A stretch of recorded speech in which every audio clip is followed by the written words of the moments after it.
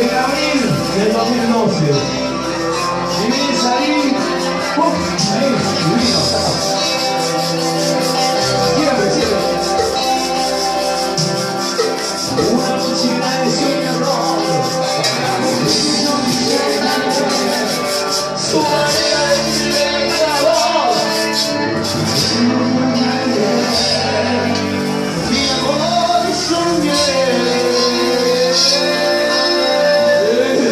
ya me lo quiero olvidar, porque con el corazón la ves, porque mentalmente soy yo, pero siempre la mujer, sola soñé.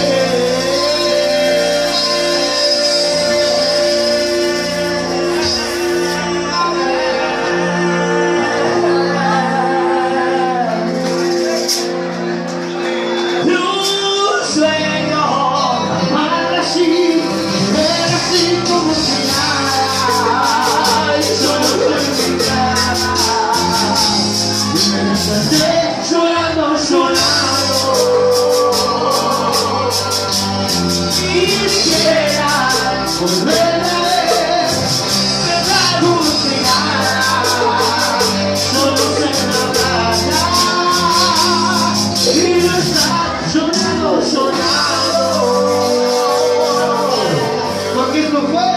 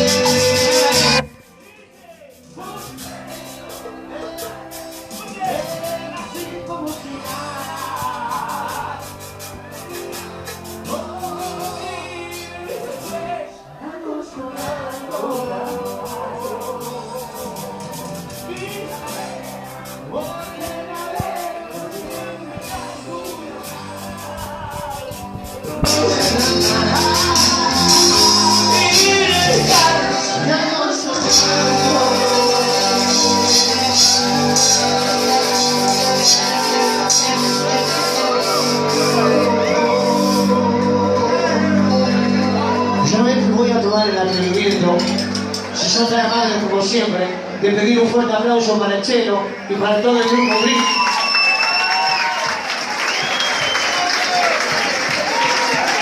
Hoy en día hay muchos grupos